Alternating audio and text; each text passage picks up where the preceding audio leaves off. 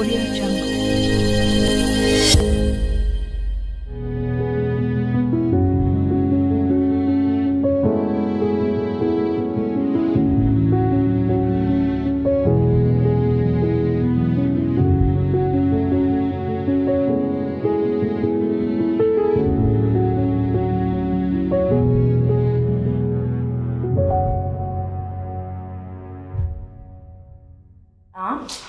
Salut Cindy. Bonjour. Ça va? Ça va et toi? Oui, ça va super. Alors je suis très heureuse de t'avoir dans cette émission Face au miroir. On va apprendre à te découvrir tout simplement.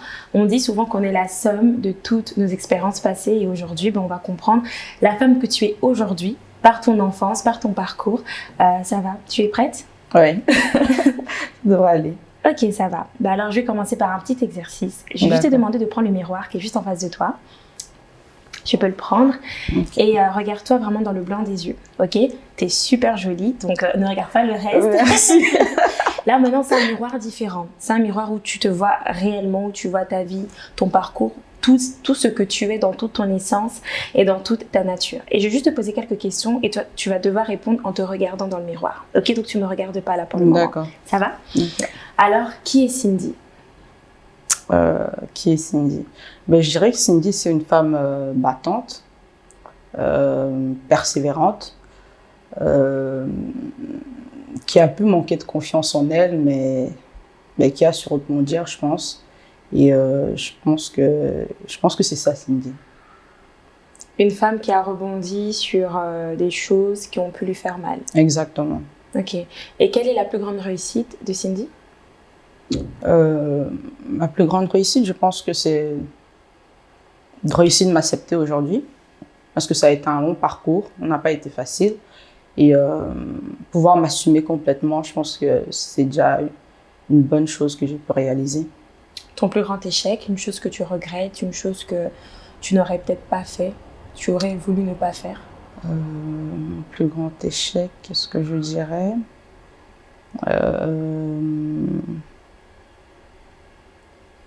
Qu'est-ce que je regrette? Oh, je vois pas. Je vois pas. Aucun regret? Non. En tout cas, actuellement, il n'y a rien qui te... Non.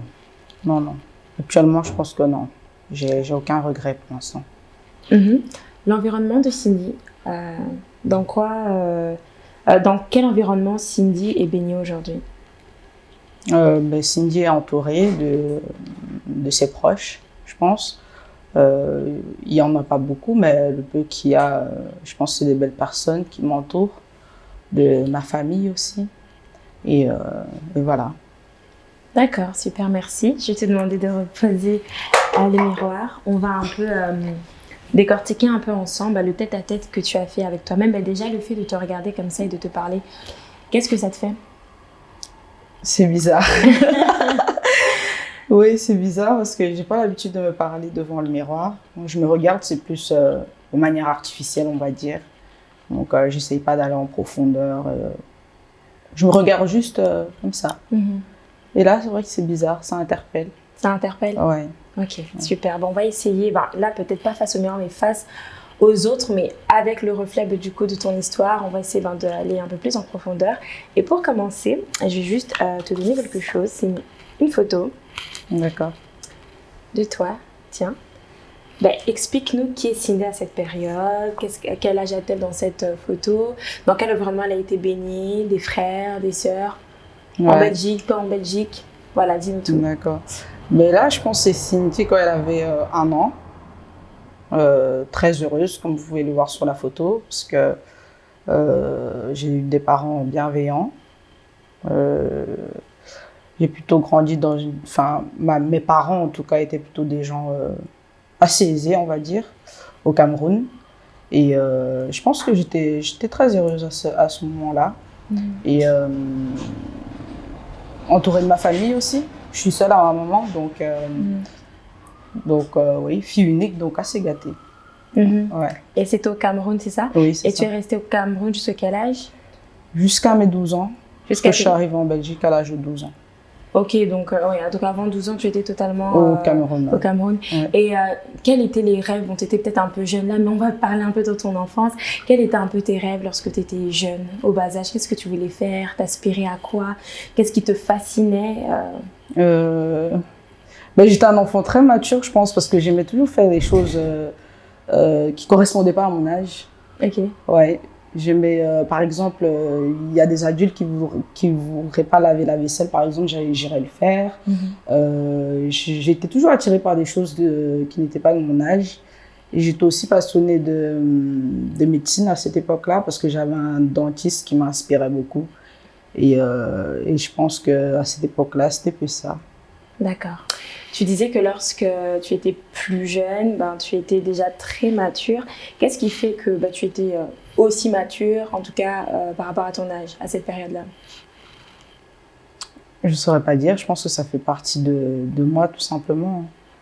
Je pense que, ouais, je pense que j'ai toujours été comme ça jusqu'à maintenant, où c'est des choses que j'aimais bien faire. Donc, je le faisais. Mais en tout cas, mes parents me disent que j'étais assez mature. Tu étais quelqu'un de très mature. Ouais. Ok, d'accord, merci. Donc là, tu avais 1 an, c'est ça? Oui, c'est ça. Et c'était au Cameroun? Ouais. Ok, d'accord. Je vais te donner une autre photo. C'est toujours de toi, avec une belle petite robe. Une belle petite robe, tu allais où comme ça? Je pense que c'était mon anniversaire. Ah, quel âge? 2 ans. 2 ans, ah Ouais. Ok, ça va, c'est bien, t'as plein de photos de toi quand t'étais jeune. Ah, ça c'est cool. Ouais, ma mère, elle prenait tout le temps des photos de moi, tout le temps. Tout le temps des photos de toi? Ouais. Ça c'est super bon, c'est juste 1 an, juste 1 an après. Après, ouais. Mais qu'est-ce que tu peux nous dire encore une fois de cette enfance, des souvenirs que tu as de cette partie? Parce que souvent on dit que ce qu'on est aujourd'hui, c'est la somme du passé, c'est vrai, mais tout se construit un peu dans l'enfance, tu vois. Exactement. Tu vois, toutes les rêveries, tout ce qu'on se dit, oui, bah, tu sais, je pensais à ça, je rêvais de ça. Bah, c'est quelque part, en fait, qui finalement, dans notre parcours, nous suit. Alors, dis-nous un peu plus sur ce parcours-là. Tu étais déjà au Cameroun, donc déjà, c'était pas ici, c'était un autre environnement, déjà. Exactement. Ouais. Mais sur cette photo, je venais d'avoir 2 ans. Comme on peut le voir, les 2 photos ne se ressemblent pas du tout. Je pense que c'est à cette période-là que tout a basculé, en fait, comme on peut le voir sur la photo. Même moi, quand je vois cette photo, je ne me reconnais pas. Des fois, quand je revois l'album, je dis à ma mère, waouh, c'était énorme. En fait, je ne me rendais pas compte que mes tâches avaient cette ampleur. Donc, je pense que c'est à ce moment-là que j'ai commencé à souffrir un petit peu du regard des gens. J'étais encore petite, mais je sais que j'en ai souffert. On se rend compte à un âge très faible, très jeune, on se rend compte déjà du regard des autres. Bien sûr. T'as déjà de l'importance, tu penses? Ouais, je pense qu'on le voit qu'on est différente. Quand les autres enfants ils viennent auprès de nous, ils nous disent tu ressembles au Juju, comme on dit au Cameroun.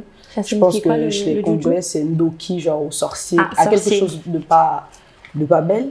Okay. Donc je pense que quand on nous dit, parce que ça c'est un terme des enfants, donc quand on te dit le Juju, c'est genre on a peur de ça. Donc je pense qu'à cette époque-là, si on dit ça à un enfant, je pense que cet enfant il se rend très bien compte qu'il ne ressemble pas aux autres quand on lui dit quelque chose comme ça.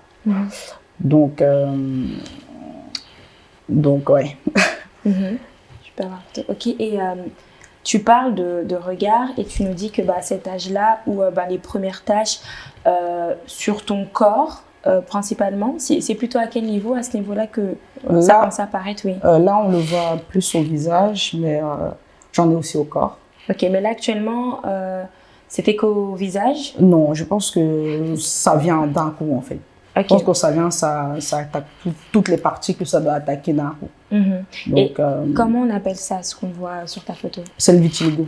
Donc, en fait, c'est une dépigmentation de la peau. C'est un manque de mélanine, en fait.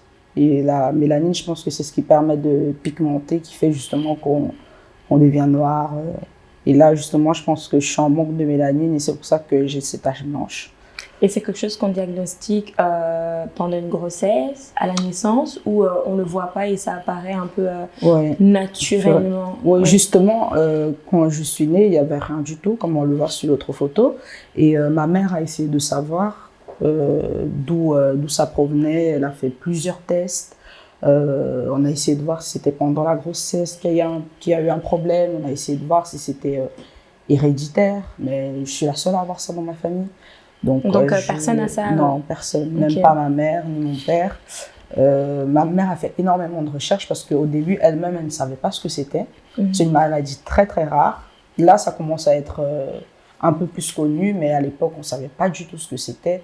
On a cru que c'était de l'eczéma au début. C'est ce que ma maman m'a dit. Mais finalement, elle s'est rendue compte que non. On a été voir plusieurs dermatologues, plusieurs médecins. D'ailleurs, j'ai commencé l'école 1 an en retard à cause de ça. Parce que pendant 1 an, ma mère, elle faisait le tour des hôpitaux pour savoir ce que j'avais. Et elle n'a pas réussi à trouver ce que c'était. Et elle a commencé à faire ses recherches elle-même. Et c'est là qu'elle s'est rendue compte qu'en fait, ce que j'avais se rapprochait plus du vitiligo, qui est donc une maladie de la peau. Ok, qui est pas héréditaire, Non, pas génétique. Pas génétique, c'est pas naturel, enfin en tout cas. C'est pas contagieux non plus. Ça apparaît comme ça en fait, du jour au lendemain. Tu te réveilles et tu as 1 tache, 2 taches, 3 taches. Je comprends pas. Et là, c'est vrai que tu étais un peu très jeune et je pense que c'est plus le témoignage des personnes qui t'entouraient lorsque tu étais plus jeune qui pourront le dire. Ouais. Mais ça a commencé doucement, c'est venu d'un coup. Enfin, comment ça s'est passé? Comment on a pu... Enfin, c'est à partir de quel moment que maman et les personnes qui t'entourent se sont dit « Ok, il y a quelque chose qui va certainement pas ». Je pense que ça, j'ai pas demandé à ma mère, mais je pense que ça a commencé d'un coup. Parce que comme on voit sur la photo, enfin comme on voit même là actuellement, ça diminue au fur et à mesure.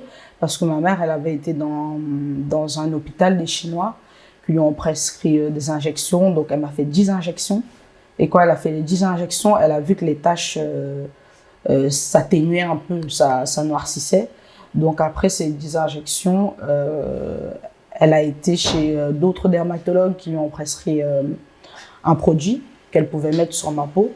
Et ce produit-là, en fait, elle devait le mettre et je devais rester au soleil. Quand j'étais petite, on disait souvent à ma mère, il faut que ta fille reste au soleil justement pour avoir la mélanine, pour que ça noircisse. Et ma mère, on lui a dit, vous devez faire ça, mais attention parce que ça peut être dangereux si c'est pas bien appliqué. Donc à partir de ce moment-là, ma mère, elle a dit, elle ferait plus rien en fait. Donc je pense que c'est un peu comme ça que ça s'est passé. Et tu nous dis que cette période-là de ton enfance, lorsque les premières taches de pigmentation sont apparues, il y avait le regard des autres. Je pensais notamment les camarades de l'école et toutes ces choses. Et tu nous disais qu'à cet âge-là, on est déjà conscient du regard de l'autre. Toi, comment tu l'as vécu? Le fait de voir que... c'est vrai que l'intitulé exact, je vais le donner d'ailleurs, c'est selon le dictionnaire Larousse qui définit le vitiligo comme une maladie épidermique qui se caractérise par l'apparition et le développement des taches dépigmentées sur la surface de la peau. Donc on le définit comme une maladie, mais je pense que c'est plutôt une différence. Exactement. Toi, comment tu as vécu avec cette différence pendant ton enfance? Donc lorsque tu étais plus jeune au Cameroun, qui est un environnement totalement différent qu'ici, l'Europe, l'Occident, avec une culture différente. Comment tu l'as vécu? Je ne l'ai pas très bien vécu. Comme je le disais tout à l'heure, je pense, comme je disais, que quand on est enfant, on le sent parce que j'allais souvent pleurer chez ma maman en lui disant oui, tel camarade m'a dit ça, tel camarade m'a dit ça. Et c'est ma mère qui essayait de tout le temps me remonter le moral. Il faut savoir qu'étant jeune, j'ai eu aussi une brûlure d'huile chaude qui n'a pas été très grave. Donc au début, on disait aussi que c'était... je disais souvent aujourd'hui, je me suis fait brûler parce qu'on ne savait pas ce que c'était. Donc on disait oui, c'est une brûlure, c'est une brûlure. Même ma maman, elle était aussi... parce que pour moi, c'était dur. Mais ma mère aussi, c'était difficile de ne pas savoir quoi dire aux gens, pas savoir quoi expliquer par rapport à ce que son enfant a, etc. Donc c'est pour ça que je dis que oui, étant enfant, je pense qu'on le ressent vraiment. Parce que sinon, je n'irais pas pleurer chez maman tout le temps pour lui dire pourquoi on me dit ça, pourquoi on me dit ça. Et c'était difficile, du coup, beaucoup de larmes ont coulé, j'imagine. Ouais. Et comment on fait quand on est jeune et qu'on est différent? Comment on fait pour justement, c'est vrai qu'il y a les pleurs parce qu'on comprend pas ces différences, mais comment on fait pour accepter à un jeune âge ces différences? Est-ce que c'est possible ou c'est impossible, ou du moins toi, de ton expérience, ça s'est pas fait à cette période? Et pourquoi ça s'est pas fait à cette période? Je pense que ça s'est fait au fur et à mesure. Et Et pour pouvoir m'accepter aussi, je rebondissais sur autre chose. Enfin, c'est plus ma mère qui me disait quoi faire, me disait de rebondir sur autre chose. Par exemple, elle me disait, tu n'es pas comme les autres, mais dis-leur par exemple que tes parents ont ça, tes parents ont ci, eux ils n'ont pas ça. Donc peut-être tu es différente, mais tu as des choses que les autres n'ont pas. Donc estime-toi heureuse aussi pour ça. Donc je pense que c'est comme ça que j'ai commencé à forger mon mental quand j'étais petite. Et pendant ce moment-là, c'était difficile. C'est vrai que tu parles beaucoup de maman. Tu dis ma maman, Ouais. je dis Amanda, ma maman. Est-ce qu'elle avait un rôle considérable dans cette période-là de ta vie? Oui, bien sûr. Bien Pourquoi, sûr, dis-nous? c'est elle qui m'a permis d'être comme je suis aujourd'hui. Ma mère, elle me valorise tout le temps, même si il y a quelque chose qui va pas. Quand je lui dis, elle voit que le côté positif. Donc, je pense que oui, elle a joué un rôle hyper important à ce moment-là. Et si elle n'était pas là, en tout cas ces mots, toute cette force qu'elle te donnait n'y était pas, tu penses que tu aurais arrivé ou pas du tout? Non, je pense pas. Je pense pas. Je pense que ça a été vraiment un gros soutien pour moi, ma mère. Vraiment. Ouais. Et lorsque tous ces jeunes te traitaient de sorcière due à ta différence, qu'est-ce que tu ressentais? Enfin, qu'est-ce que... Je te mets vraiment en situation, donc vraiment à cette période qui vient et qui te dit que tu es une sorcière. Comment le disais, tu dis au Cameroun? Juju. Juju Kalaba pour les Camerounais, on sait pas. Le Val lorsqu'on te disait ça, à cette période où déjà tu comprenais pas ce qui se passait dans ton corps, sur ta peau, qu'est-ce que tu ressentais? C'est vrai que j'étais petite, donc je peux pas m'en rappeler comme ça, mais à mon avis, j'étais mal. J'étais mal. Déjà, juste le fait de commencer l'école 1 an plus tard, donc à mon avis, j'étais peut-être pas avec des jeunes qui avaient mon âge, et en plus de ça, j'étais différente. Donc, je pense que ça devrait être difficile, ouais. Ouais. Et je t'ai dit que du coup, je pense que c'est plus une différence qu'une maladie, et tu étais d'accord Bien sûr. avec moi. Et pourquoi aujourd'hui, tu le définis plus, toi, personnellement, avec ton expérience, comme une différence, et pas comme une maladie? Parce que déjà, contrairement à la plupart des maladies, c'est une maladie qui se voit.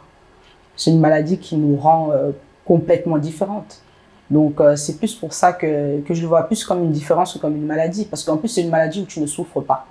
Je ressens aucune douleur. C'est pas contagieux. Je suis comme tout le monde. C'est juste ma peau qui est différente. Donc, je pense que c'est par rapport à ça que je vois ça plus comme une différence que comme une maladie. Je pense que je me mets plus au stade, par exemple, des gens qui ont été brûlés parce que leur peau change. Donc, je pense que c'est plus comme ça. Il n'y a aucun effet secondaire ou de traitement à avoir par rapport à cette maladie? Justement, jusqu'à présent, on n'a toujours pas réussi à trouver de traitement par rapport au vitiligo. Ouais. Comme je vous ai dit, ma mère a fait énormément de recherches, mais elle n'a pas réussi à trouver. Des fois, je vois sur Internet des gens qui disent « Oui, il y a ça qui soigne le vitiligo, il y a ça ». Mais je ne pense pas que c'est ça. C'est un autre type. Le vitiligo même, il n'y a pas encore de traitement pour cette maladie. C'est vraiment une maladie qui ça peut partir comme ça peut rester pendant toute la vie. Donc, c'est vraiment comme ça. À 12 ans, tu viens ici en Europe, en Belgique, directement. Ok, et tu viens avec cette différence aussi qui t'accompagne depuis très jeune, depuis l'enfance. Quand tu arrives ici, comment se passe ton rapport avec les autres par rapport à ces différences que tu as? Mais contrairement au Cameroun, je trouve qu'en Europe, je subissais moins de moqueries, on va dire. En Belgique, en tout cas, je subissais moins de moqueries. Je ne sais pas si c'est parce que j'avais déjà 12 ans, donc c'était un peu plus des ados. Donc, ils ont peut-être plus de tact par rapport aux enfants parce que les enfants sont directs. S'ils voient un truc, même actuellement, quand des fois je vois des petits enfants, ils n'arrivent pas à comprendre ce que j'ai directement. Ils disent oui, c'est quoi que tu as sur les yeux là? C'est quoi ça? Donc les enfants, ils sont vraiment directs. Or qu'à partir de 12 ans, je pense qu'on a déjà une certaine maturité. Donc on n'ose pas dire les choses en face. Donc je pense qu'il y a des gens dans mon entourage qui se posaient des questions, mais qui n'osaient pas me le dire. Parce que par exemple, quand j'étais en secondaire, à l'Athénée Royal de Péroué, justement, une fois, je parlais avec une copine qui m'a dit il y a une fille qui a dit la fille qui n'est pas bien maquillée là. en parlant de moi. Donc, je pense que la personne croyait que c'était du maquillage et que je m'étais pas bien maquillée, mais c'est quelque chose que moi, on me l'a jamais dit en face. Donc, je pense qu'en Europe, ça allait, mais je pense que ça allait plus parce que les gens me le disaient pas en face. Mais tu penses que juste ils en parlaient derrière. Ouais. Et toutes les moqueries, là, je parle vraiment, j'ai peut-être que tu as eu peut-être un peu ici ou au Cameroun. Est-ce que tu en veux aux personnes qui se moquaient de toi? Pardon? Est-ce que tu en veux à ces personnes qui, comment dire, mettaient beaucoup d'accent sur cette différence? Est-ce que tu en veux à ces enfants qui, au lieu de te voir peut-être d'une autre facette, parce que tu n'es pas le vitiligo, tu n'es pas, tu le portes, c'est vrai, mais tu ne l'es pas. Est-ce que tu en veux à ces enfants qui peut-être, où tu pouvais vivre quand j'ai une enfance normale, c'est peut-être sans ces moqueries, ils ont tellement mis l'accent sur ça que maintenant, toi aussi, tu mets aussi que l'accent sur ça. Est-ce que tu les en veux? Je peux pas dire que je leur en veux parce que c'est des enfants. Et en tant qu'enfant, on se pose toujours des questions quand on voit quelque chose de différent. Mais non, je peux pas dire que j'en veux aux enfants parce que les enfants ne savent pas ce que c'est. C'est juste que, étant un enfant aussi, je savais pas comment me défendre. Par exemple, là, aujourd'hui, si un enfant me dit « Oui, qu'est-ce que tu as là? C'est pas beau », je saurais comment lui dire. Je saurais lui dire « Oui, j'ai ça, mais je me sens bien, je suis belle comme ça. Je suis comme toi, en fait. » Donc, je pense que c'est ça la différence. Donc, je peux pas dire que je leur en veux. J'en voudrais peut-être plus aux adultes, mais aux enfants, non. Les enfants, non, parce qu'il y a l'innocence, l'insouciance. Oui, je pense qu'ils ne se rendent pas compte. Ouais. Ok. Et ici, tu es du coup ici en Europe avec ta famille certainement, et tu dis qu'effectivement tu es la seule à avoir ces différences. Est-ce que ces différences, tout au long de ton parcours, étaient une faiblesse? Un peu quand lorsque tu étais jeune, tu vois, tu pleurais un tout petit peu, ça allait pas. Ou aujourd'hui, tu peux dire que c'est devenu une force? Et si oui, pourquoi? Aujourd'hui, oui, je peux dire complètement que c'est devenu une force parce que cette différence, justement, ça me fait me sentir unique, en fait. Contrairement à avant où ça me complexait, où je me sentais pas bien. Quand je suis arrivée, j'ai oublié de dire, mais quand je suis arrivée à l'âge de 12 ans, en été, je mettais encore des écharpes pour pas qu'on voit mon cou. Donc, à ce moment-là, je pense que c'était encore difficile. Mais en tout cas, aujourd'hui, je le prends comme une force. Parce que là, aujourd'hui, même s'il y a un traitement contre le vitiligo, un traitement qui permet de noircir mes taches, je ne le ferai pas. Ouais, je ne le ferai clairement pas parce que je me sens bien comme ça. Je m'imagine plus sans, en fait. Parce que j'ai toujours été comme ça. Je ne vois plus cette différence. Des fois, je me regarde dans le miroir. Enfin, une fois, comme ça m'est arrivé, je me suis regardée dans le miroir. Je regardais mon cou, je me suis dit, en vérité, toi, ton cou, il n'est pas comme le cou de tout le monde. Mais c'est pour vous dire à quel point je me rends même plus compte que j'ai ça. Ouais. Donc oui, en fait, c'est toi, tout simplement. C'est plus quelque chose simplement que tu portes, comme si tu séparais le vitiligo. C'est plus Cindy et le vitiligo, ouais. Oui. C'est Cindy. Le vitiligo fait partie de moi maintenant. C'est intéressant ce que tu dis. Cette différence fait maintenant partie de toi et aujourd'hui, c'est une force. Exactement. Tu penses que quand autrefois c'était une faiblesse, donc tu vois où tu comprenais pas, il y a eu toutes ces étapes-là, tu penses que c'était primordial pour qu'aujourd'hui ça devienne une force? Oui. Toutes ces moqueries, tous ces moments un peu de coup dur, d'incompréhension, de peur, tu penses que tu devais peut-être passer par là pour qu'aujourd'hui tu dises fièrement que c'est une force? Oui, je pense que ça m'a forgé. Je pense que j'en ai tellement souffert que aujourd'hui je me dis mais pourquoi je cachais? Je me dis mais pourquoi je me prenais autant la tête à vouloir cacher? Parce qu'en fait quand on s'accepte, les autres nous acceptent. Plus tu essayes de cacher, plus les gens vont se demander c'est quoi? Pourquoi elle essaye de cacher? Et plus on est à l'aise, plus les gens ils se posent pas de questions. La plupart de mes amis ils sont jamais venus vers moi me dire Cindy c'est quoi que tu as au cou? Même mon copain il m'a jamais dit Cindy c'est quoi? Il essaye même pas de savoir. Pour lui je suis normale en fait.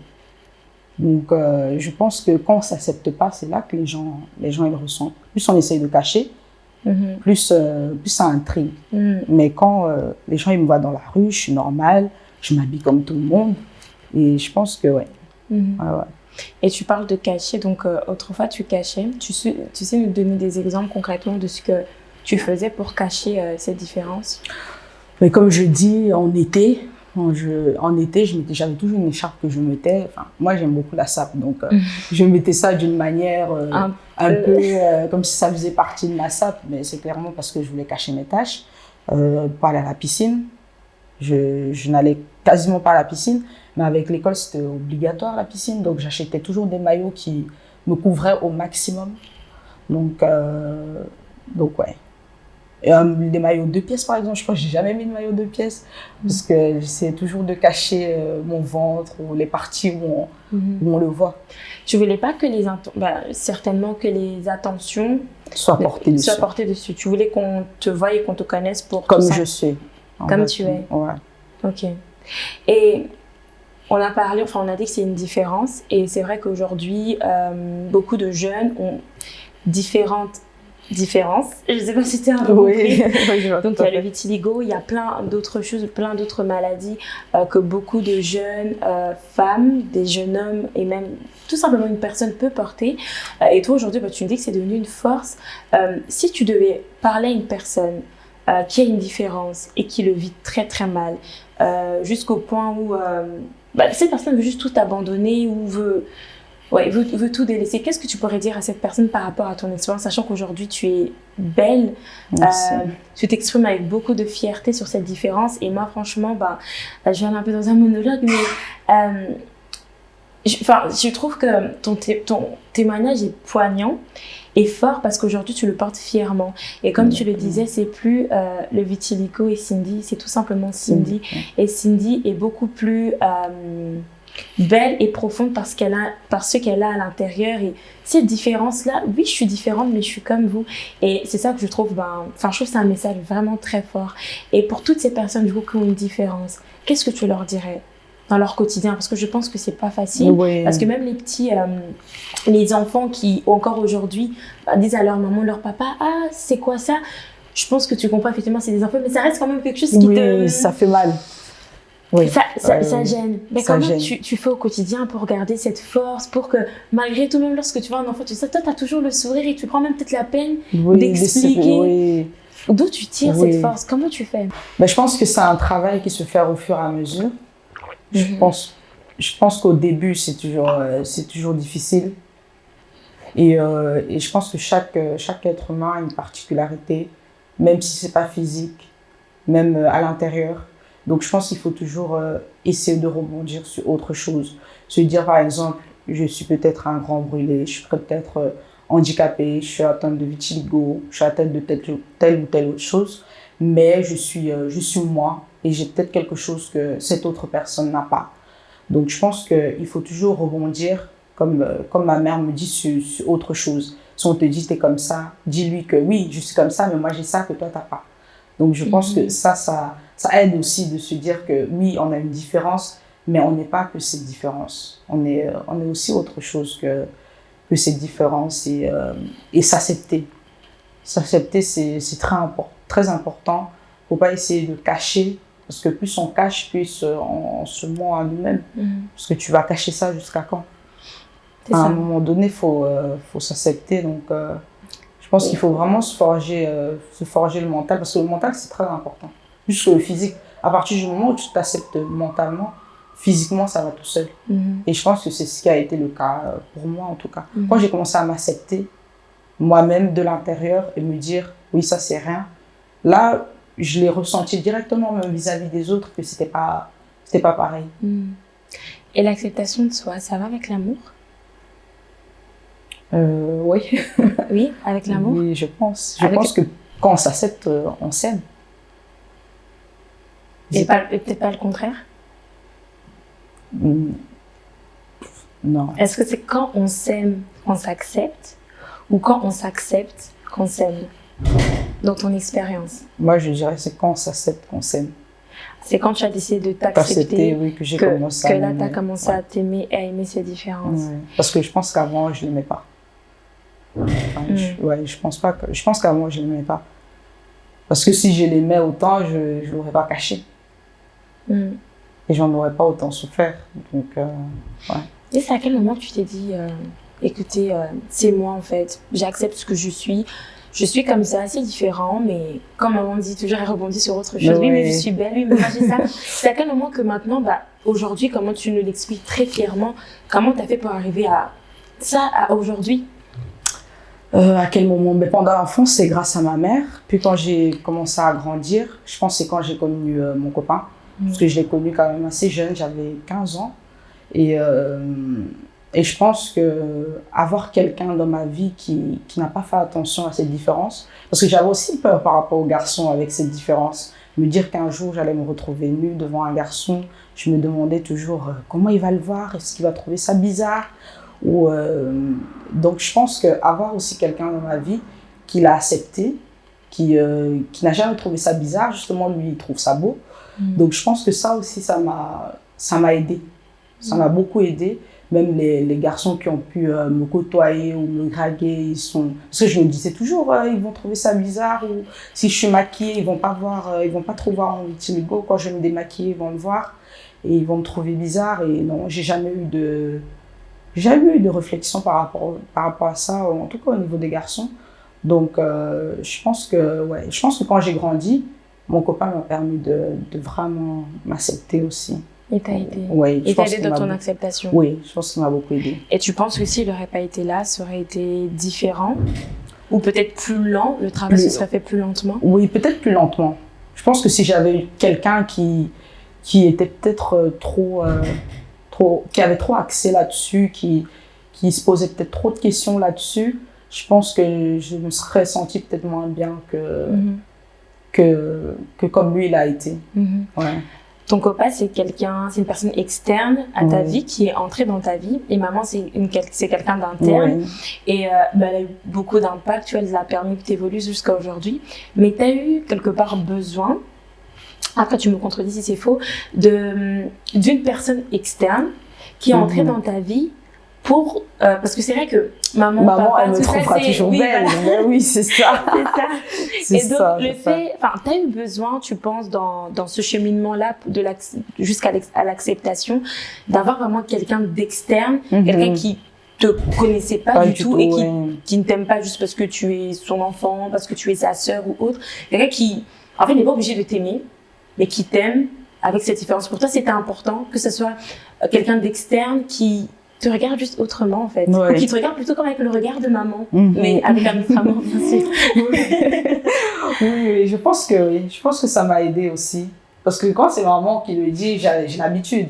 Je suis habituée, c'est maman qui le dit. Maman va toujours aller dans mon sens, elle va toujours essayer de me valoriser. Et dans ma famille aussi, il n'y a pas que ma mère, mais c'est ma famille en général. J'ai jamais eu de remarques dans ma famille ou des cousins, cousines ou des tantes qui... Non, à ce niveau-là, franchement, j'ai été bien entourée. Mais oui, c'est vrai que mon copain, ça a été un plus. Ouais, ça a vraiment été un plus parce que je pense que si j'avais pas eu cette personne, ça aurait été peut-être... Parce que quand je l'ai connu, je cachais encore. Donc, ouais. Et quand il a découvert, il t'a montré qu'il avait découvert ou tu as fait exprès qu'il... Enfin, comment ça s'est passé? C'est super intéressant, ça.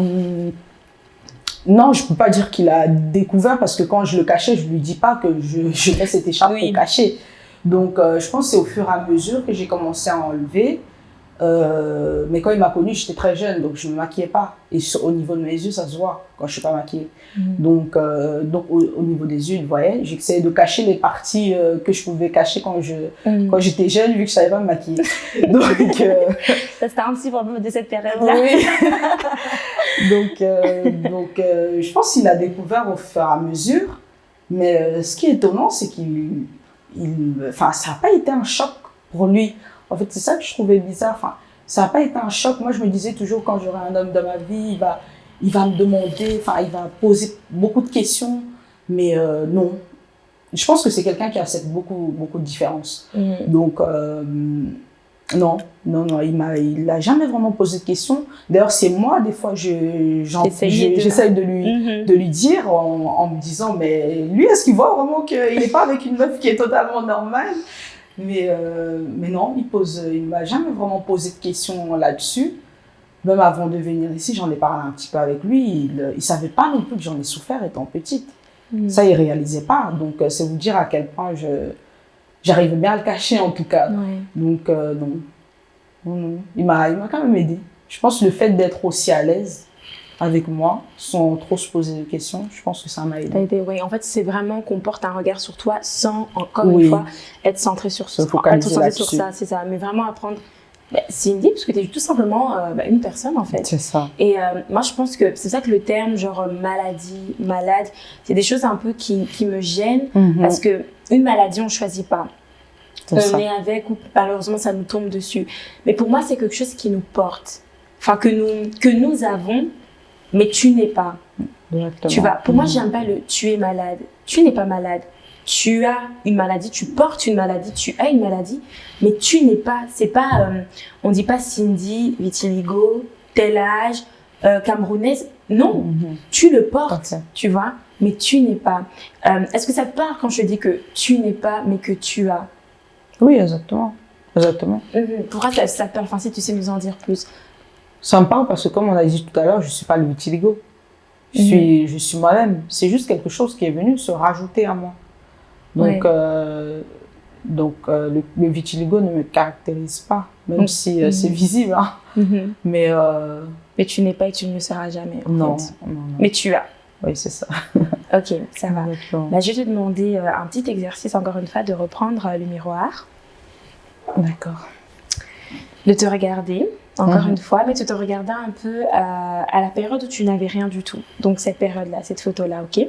Tu te regardes et j'aimerais juste que tu dises un mot à cette petite fille que tu vois, qui n'avait pas encore ce vitiligo. Qu'est-ce que tu pourrais lui dire? Un mot ou une phrase qui te vient directement à l'esprit spontanément. C'est pas moi. Ouais, c'est ce que je dirais en regardant cette photo. Je dirais c'est pas moi. Parce que comme on a dit, je ne suis pas le vitiligo, mais le vitiligo fait partie de moi. Donc sur cette photo, je n'ai rien du tout. Mais je pense que c'est pas moi. Parce que Cindy, c'est avec le vitiligo. Waouh. Ouais. Je pense que c'est vraiment ce qui me caractérise. Cette différence, en fait.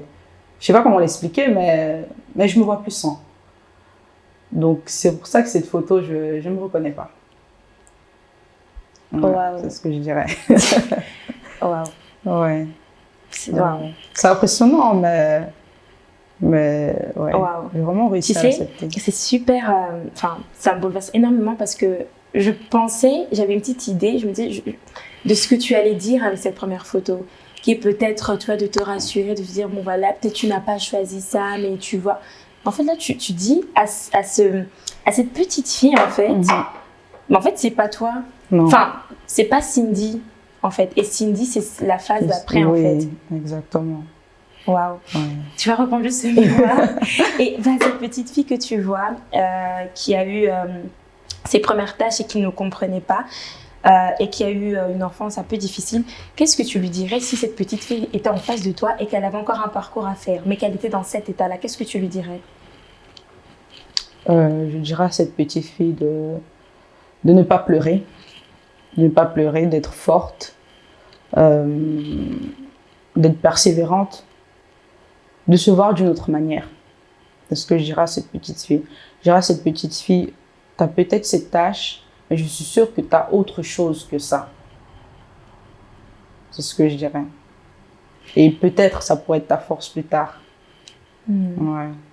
Et la personne que tu vois là maintenant, dans ce miroir, qu'est-ce que tu lui dis pour l'avenir, pour aujourd'hui, quelque chose qui te vient là spontanément? La réussite. Ouais. Mais la personne que je vois, je lui souhaite que de la réussite.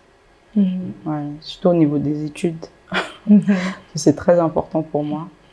De continuer de m'accepter comme ça. Parce que oui, j'ai réussi à m'accepter, mais il ne faut pas oublier qu'il y a toujours les remarques des gens. Il y a des gens qui ne comprennent, qui ne savent pas ce que c'est le vitiligo.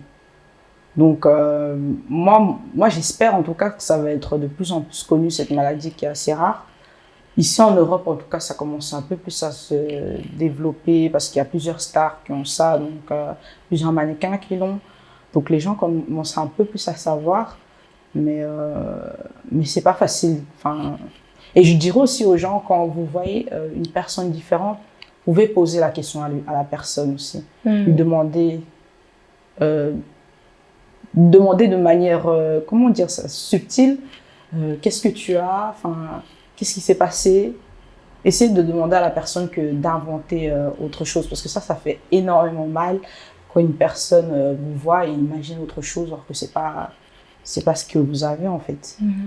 Donc, et ce serait bien vraiment que cette maladie soit de plus en plus connue parce que jusqu'à présent, il y a des gens qui ne savent pas ce que c'est. Donc, ouais. D'accord, merci. Merci vraiment encore pour une fois ce tête-à-tête. Je tiens juste à préciser que la population mondiale qui est touchée par le vitiligo, on compte entre 0,5 à 1% de la population mondiale.